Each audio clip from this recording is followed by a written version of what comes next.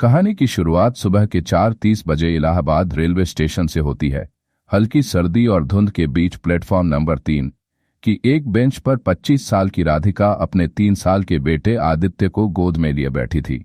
उसके चेहरे पर थकान और आंखों में नमी थी, मगर वह न किसी से बात कर रही थी, न ही मदद मांग रही थी। हर गुजरती ट्रेन की आवाज से वह चौंक जाती, मानो किसी उम्मीद को दिल में जगाती हो और फिर भीड़ देखकर उसे दबा लेती हो। आदित्य बार बार प्लेटफॉर्म पर चल रहे चाय वाले या समोसे वाले की ओर देखता। कभी हाथ बढ़ाता तो राधिका उसे प्यार से समझाती, नहीं बेटा अभी नहीं। उसकी आवाज में ममता थी, लेकिन आंखों में वह बेबसी जो एक माँ को तब होती है जब वह अपने बच्चे की भूख मिटा नहीं पाती। कुछ दूर उसी बेंच पर 30 साल का प्रतीक बैठा था, जो एक IT कंपनी में काम करता था और दिवाली की छुट्टियां बिताकर दिल्ली लौट रहा था। उसने सुबह से ही राधिका को देखा था, वही पीली सी दुपट्टा ओढ़े बच्चे को सीने से लगाए खड़ी होती और फिर भीड़ देखकर वापस बैठ जाती। प्रतीक के मन में सवाल उठा, यह औरत कौन है, इतनी मुश्किल में भी अकेले क्यों है? जब आदित्य ने तीसरी बार समोसे वाले की ओर इशारा किया तो प्रतीक से रहा नहीं गया। वह उठा, समोसे लेकर आया और राधिका के सामने रखते हुए बोला, लो भैया थोड़ा खा लो। राधिका ने आश्चर्य से देखा, उसकी आंखों में सवाल था, गुस्सा नहीं मगर आत्मसम्मान जरूर झलक रहा था। आपने यह क्यों लिया? ये बस यूं ही हाथ बढ़ा देता है, उसने थकी हुई आवाज में कहा। कोई बात नहीं, बच्चे का मन है, थोड़ा खाएगा तो क्या हो जाएगा, प्रतीक ने मुस्कुराते हुए जवाब दिया।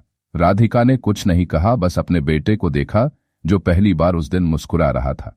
प्रतीक ने महसूस किया यह सिर्फ भूख नहीं थी, बल्कि वह मासूम मुस्कान थी जो शायद बहुत दिनों बाद आई थी। थोड़ी देर बाद प्रतीक ने पास आकर पूछा, आप कहाँ जाना चाहती हैं?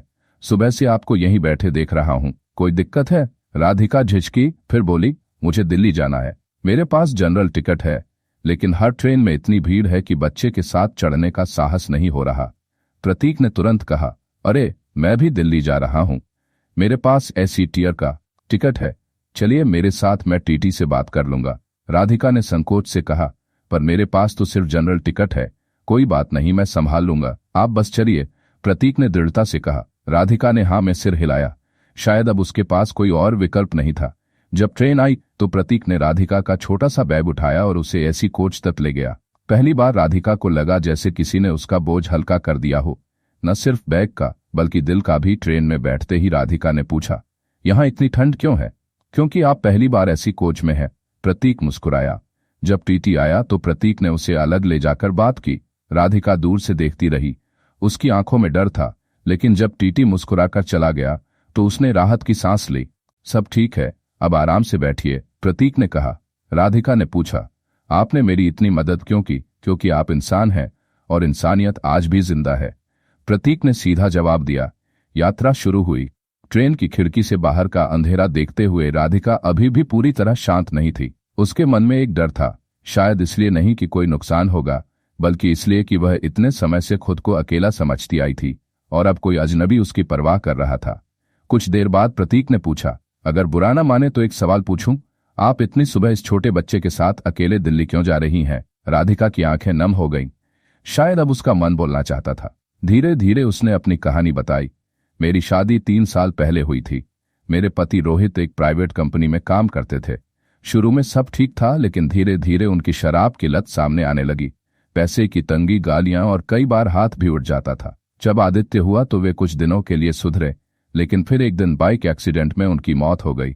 मायके वालों ने कहा, अब तेरा रिश्ता ससुराल से है, और ससुराल वालों ने साफ कह दिया, हमारे बेटे के साथ जो रिश्ता था वही सब कुछ था, अब तू हमारे लिए कोई नहीं। राधिका की आवाज कांप रही थी। एक दिन पड़ोस की मीना दीदी ने बताया कि रोहित की कंपनी में उसका PF और ग्रेच्युटी बाकी है। बस वही उम्मीद लेकर मैं दिल्ली जा रही हूं, यही मेरी आखिरी कोशिश है, प्रतीक ने धीरे से कहा। हिम्मत अभी बाकी है, और अब आप अकेली नहीं हैं। रात गहरा चुकी थी। बाहर अंधेरे में स्टेशन की रोशनियां दौड़ती नजर आ रही थीं और कोच के अंदर 2 अनजान लोग एक अनकहे भरोसे में बंधते जा रहे थे। अगली सुबह जब दिल्ली पहुंचे तो प्रतीक ने राधिका को अपने फ्लैट ले जाने का प्रस्ताव दिया। राधिका झिझकी, लेकिन मजबूरी में हाँ कह दी। दिन बीतते गए। राधिका प्रतीक के फ्लैट में रहने लगी। वह घर संभालती, खाना बनाती और बदले में प्रतीक उसे कुछ नहीं कहता। धीरे धीरे प्रतीक के मन में राधिका के प्रति भावनाएं बदलने लगीं। वह अब सिर्फ एक मदद की जरूरत वाली औरत नहीं थी, बल्कि एक मजबूत माँ, एक ईमानदार इंसान थी एक शाम जब प्रतीक ऑफिस से लौटा तो राधिका ने पहली बार उसके लिए दरवाजा खोलते हुए कहा, खाना रख दिया है। ठंडा हो गया होगा लेकिन दिल से बनाया है। प्रतीक मुस्कुराया, दिल से बनी चीजें कभी ठंडी नहीं होती। लेकिन अगली सुबह राधिका ने कहा, मैं गांव लौटना चाहती हूं। यहां लोग बातें बना रहे हैं। प्रतीक ने गहरी सांस लेकर कहा, अगर लोग बातें बना ही रहे हैं तो क्यों न हम उन्हें एक सच्चा जवाब दे दें। मैं आपसे शादी करना चाहता हूं। राधिका स्तब्ध रह गई। पर मैं एक विधवा हूं, मेरे पास कुछ नहीं है। मुझे आपका अतीत नहीं, आपका आज और आपका साथ चाहिए, प्रतीक ने दृढ़ता से कहा। राधिका की आंखों से आंसू बह निकले। उसने हाँ कह दिया। कुछ हफ्तों बाद सादगी से शादी हो गई। अब वह फ्लैट जहां कभी एक उदास औरत बैठी रहती थी, वहां बच्चों की हंसी और दो दिलों की मुस्कान गूंजने लगी। राधिका ने घर से ही कढ़ाई का काम शुरू किया और धीरे धीरे वह खुद कमाने लगी। समय बीता, आदित्य बड़ा हुआ और प्रतीक राधिका को एक बेटी भी हुई, नन्ही सी आराध्या। एक दिन प्रतीक ने राधिका से पूछा, कभी सोचती हो अगर उस दिन मैं नहीं मिला होता तो क्या होता? राधिका मुस्कुराई, शायद मैं अभी भी उस बेंच पर बैठी होती। या फिर, प्रतीक ने कहा, और शायद मैं भी अधूरा रह जाता, क्योंकि मैं भी उस दिन सिर्फ छुट्टी से नहीं लौट रहा था, मैं तुम्हें खोजने निकला था। राधिका की आंखों से आंसू टपक पड़े। यह आंसू दर्द का नहीं बल्कि एक नई शुरुआत की गवाही था। अब राधिका स्टेशन पर बैठी हुई औरत नहीं थी, अब वह एक पत्नी थी, एक मां थी, एक उद्यमी थी।